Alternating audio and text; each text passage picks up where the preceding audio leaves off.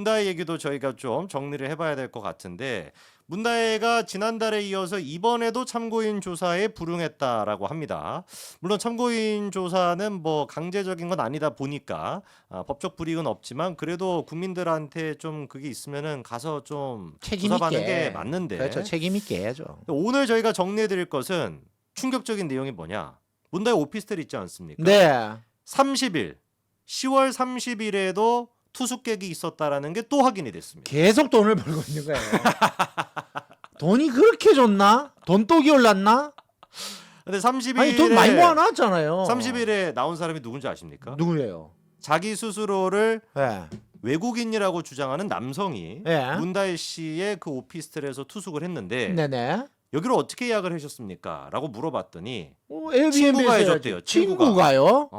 에어비앤비에서 했었어야지. 그래서 지금 이제 문다혜 씨의 그 문제 오피스텔에 지금까지 기자가 확인한 들락날락거리만 사람만 해도 무려 4건이나 됩니다.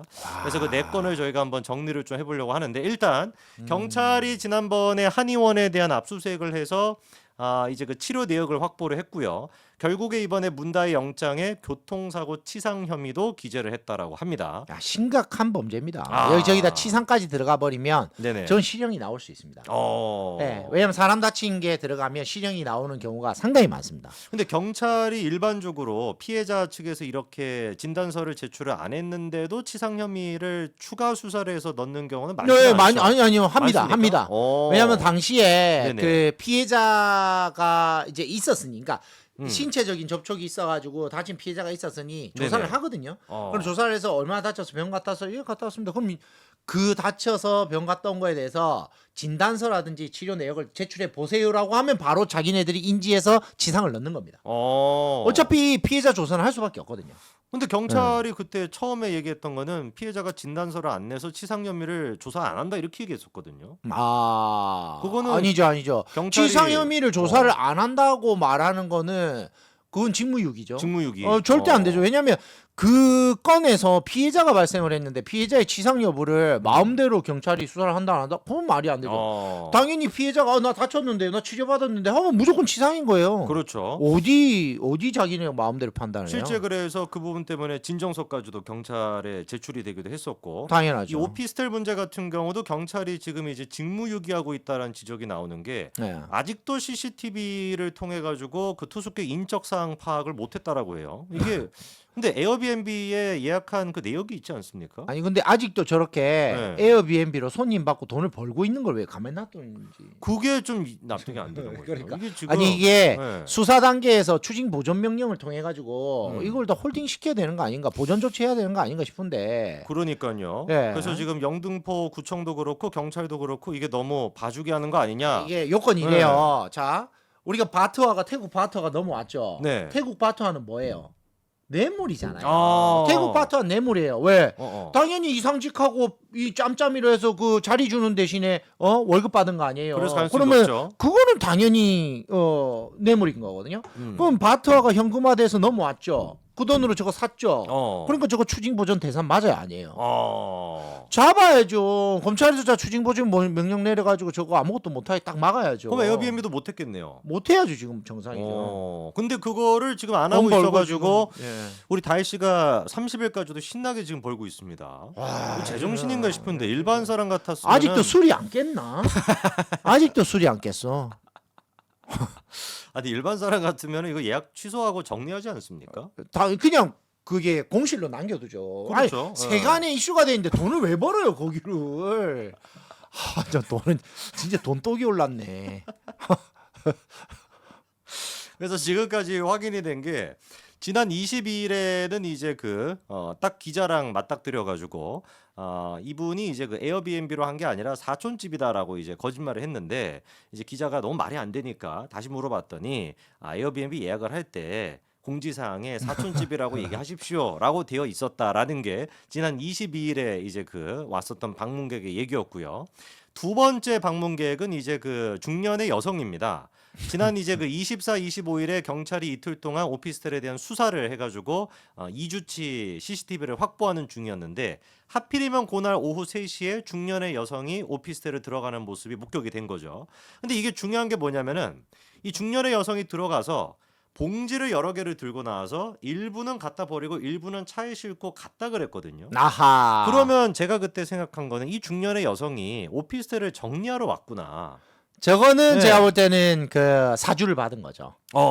조용히 가서 필요한 짐 빼갖고 와라. 그렇죠. 조용히 가서 청소해놓고 와라. 음. 이렇게 해서 저 사람은 제가 볼 때 손님이 아니라 저거는 사주 받은 일종의 사자다, 사자. 실제로 문다혜 네. 씨랑 지인이라고 합니다. 그러니까. 중년의 여성은. 네, 솔직히 이야기했나 보네요. 근데 여기서 이상한 게 있어요. 네. 정리를 그때 24일에 했거든요. 네.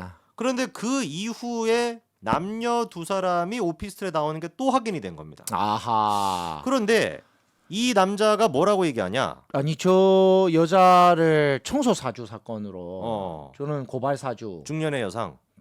청소 사주. 어. 그다음에 이 댓글 보니까 청소 사주, 저건 전치 사주.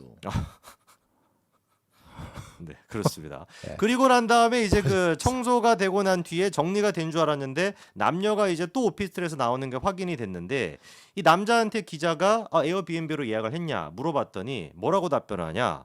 원래 문다혜랑 아는 사람이다 이렇게 또 얘기를 해요. 왜 저러지? 이게 무슨 소리일까요, 도대체? 그럼 지인들을 투숙시켰다는 건가요? 어. 지인들한테 돈 받고? 돈 받고. 지인들한테까지 돈 받고 투숙을 이제 손님이 안 오니까 이제 지인들한테 너희들 가서 쓰고 나한테 돈 줘. 아니 그래서 저는 이 남녀가 마찬가지로 좀 남아 있는 좀 짐을 처리하거나 짧은 시간 이용을 말하시는 건가요? 그러니까 원래 이제 숙박업소에서 오피스텔이 사실 그렇게 또 많이 문다의 이야기만 나오면 저희가 입을 뗄 수가 없어요. 저걸 이제 공식 용어로 이제 댓글도 있지만 대실이라고 하나 봐요. 대실. 그러니까 짧은 시간 쓴다라는 거겠죠. 큰일이네 저. 네, 큰일이네. 또 말을 잊지 못하는 19금이네 진짜. 네, 얘기가 또. 참 문다혜가 우리나라 국격을 네. 한없이 떨어뜨리고 있습니다. 이만큼 떨어뜨릴 수 있을까 싶어요. 진짜 아니 음주운전도 모질하고 그 모령의 그 두 명의 남자도 모질라서 이제는 대실 이야기까지 나오고 있으니 쉽지 않습니다. 본인도 이용한 거 아닌가라는 생각도 들고. 그리고 10월 30일에는 본인을 외국인이라고 주장하는 남성이 또 오피스텔을 이용했다고 합니다. 근데 이상한 게 어떻게 예약을 했냐라고 했더니 친구를 통해서 했대요. 근데 에어비앤비는요 폰으로 해야 돼요. 친구를 통해서 하면 안 되고 죄송한데 폰으로 네네. 결제까지 해서 가야 돼요. 그렇죠. 뭐죠? 이 사람이 지금 이제 참 문다혜는 파면 팔수록 정말 이 뭐랄까요 좀 끝이 없어요. 그 고구마 줄거리 같아요. 고구마 줄거리 시간 파면 파도 계속 나와요. 그렇습니다. 그럼 그런 좋은 주제를 놔두고 뭐 하고 있습니까? 문다혜만 파도 지금 대한민국 국민들이 다 재밌어하고 다 좋아할 것 같은데. 그렇죠. 이거는 거의 이거는 정치 뉴스가 아니라 시사 뉴스 비슷한데 이거. 그렇잖아요? 시사. 아니 이런 거 사건 반장이 나와야 되는 거 그것이 아니야? 알고 싶다 해서 파야 되는 거 아닙니까? 이건 거의 그것이 알고 싶다 문다혜 수준인데. 오피스텔의 비밀 해가지고. 아니, 이게 도저히 납득이 안 돼요. 이게 지금 18일 날 그때 경찰 조사를 받으러 갔거든요. 왜? 그러면은 정상인이었으면 18일 이후에 예약은 다 취소하고 아니죠. 빨리 정리하고 해야 되는데. 계속 지금 용돈이 들어오는데 안 할 이유가 없죠. 그래서 10월 30일까지도 정체를 알 수 없는 외국인 남성이 거기에서 친구가 예약을 해줘서 여기서 숙박을 하고 갔다. 근데 미국에서 왔는데 한국말 되게 잘하네요. 영어로 얘기했나 봅니다. 에이 아니겠지. 영어로 얘기했는데 아마 자막을 한국어로 한 것 같아요. 그런 건가요? 네. 그러면 진짜 외국인인가? 뭐 생긴 노란 머리. 거는 한국 한국인 사람. 같이 생겼고. 근데 근데 영어로 자기는 말을 했나요? 영어권에서 산다는 미국에서 산다는 사람입니다. 좋습니다.